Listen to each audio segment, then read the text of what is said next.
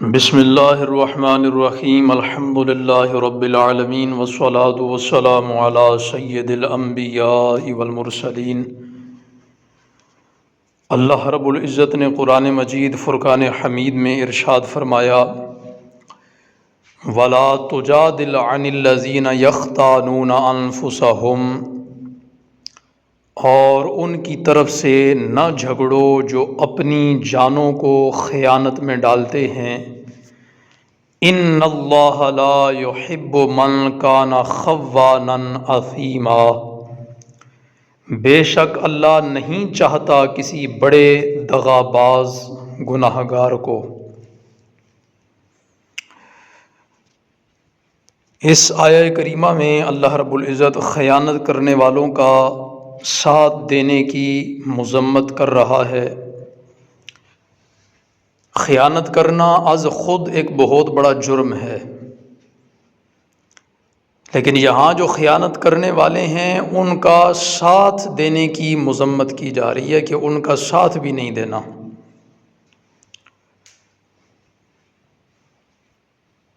اور خیانت کرنے والوں کا ساتھ دینے والے کون ہیں؟ وکالت کے پیشے سے تعلق رکھنے والے وہ لوگ جن کو معلوم ہوتا ہے کہ ان کا موکل مجرم بھی ہے، خائن بھی ہے، لیکن وہ مال بٹورنے کے چکر میں مظلوم کو ظالم اور ظالم کو مظلوم بنا دیتے ہیں، ظالم کی طرفداری کرتے ہیں، اس کی طرف سے دلائل پیش کرتے ہیں، جھوٹ بولتے ہیں، دوسرے فریق کا حق مارتے ہیں، اور نہ جانے کن کن حرام کاموں کا مرتکب ہوتے ہیں۔ اور کورٹ کچہری سے تعلق رکھنے والے لوگ ان باتوں کو بخوبی جانتے ہیں۔ تو ان لوگوں کی خدمت میں گزارش ہے کہ وہ اللہ رب العزت کے اس فرمان گرامی جو سورۃ النساء کے اندر اللہ رب العزت نے بیان فرمایا، وَلَا تُجَادِلْ عَنِ الَّذِينَ يَخْتَانُونَ أَنفُسَهُمْ، کہ ان کی طرف سے نہ جھگڑو جو اپنی جانوں کو خیانت کے اندر ڈالتے ہیں، یعنی ان کی طرف سے مقدمے نہ لڑو، ان کی طرف سے کیس نہ لڑو جنہوں نے جرم کیے اور جنہوں نے خیانتیں کی۔ انہوں نے تو خیانت کی، آپ ان کا ساتھ بھی نہ دیں۔ اور مزید ان کو اللہ رب العزت کہ ان فرامین کی طرف بھی نظر دوڑا لینی چاہیے کہ سورہ بقرہ میں اللہ رب العزت نے ارشاد فرمایا، وَلَا تَلْبِسُوا الْحَقَّ بِالْبَاطِلِ وَتَكْتُمُوا الْحَقَّ وَأَنْتُمْ تَعْلَمُونَ، اور حق کو باطل کے ساتھ نہ ملاؤ اور جان بوجھ کر حق کو نہ چھپاؤ۔ اور کتنے ہی ایسے وکلاء ہیں جو حق کو جانتے ہیں، سچائی کو جانتے ہیں، مگر اس کا ساتھ نہیں دیتے۔ کتنے ہی ایسے وکلاء دوست ہیں جو جانتے بوجھتے ہیں کہ یہ شخص مجرم ہے، یہ خائن ہے، لیکن اس کے جرم کو چھپاتے ہیں جھوٹ بول کر، اس کی خیانت کو چھپاتے ہیں جھوٹ کا سہارا لے کر۔ سنیں کہ اللہ رب العزت نے ارشاد فرمایا، وَلَا تَأْكُلُوا أَمْوَالَكُمْ بَيْنَكُمْ بِالْبَاطِلِ وَتُدْلُوا بِهَا إِلَى الْحُكَّامِ لِتَأْكُلُوا فَرِيقًا مِّنْ أَمْوَالِ النَّاسِ بِالْإِثْمِ وَأَنْتُمْ تَعْلَمُونَ، اور آپس میں ایک دوسرے کا مال ناحق نہ کھاؤ، اور نہ حاکموں کے پاس ان کا مقدمہ اس لیے پہنچاؤ کہ لوگوں کا کچھ مال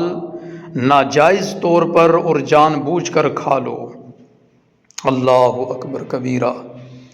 اور سورہ آل عمران کی یہ آیت پاک کہ وَمَن يَغْلُلْ يَأْتِ بِمَا غَلَّ يَوْمَ الْقِيَامَةِ، اور جو خیانت کرے تو وہ قیامت کے دن اس چیز کو لے کر کے آئے گا جس میں اس نے خیانت کی ہوگی۔ ثُمَّ تُوَفَّى كُلُّ نَفْسٍ مَّا كَسَبَتْ وَهُمْ لَا يُظْلَمُونَ، اور پھر ہر شخص کو اس کے اعمال کا پورا پورا بدلہ دے دیا جائے گا۔ وَهُمْ لَا يُظْلَمُونَ، اور ان پر ظلم نہیں کیا جائے گا۔ تو حضور نبی رحمت علیہ الصلوۃ والسلام کے چند ایک فرامین بھی اس پر سن لیجئے کہ حضرت سمرہ بن جندب رضی اللہ تعالیٰ عنہ سے روایت ہے کہ رسول اللہ صلی اللہ تعالیٰ علیہ وآلہ وسلم نے ارشاد فرمایا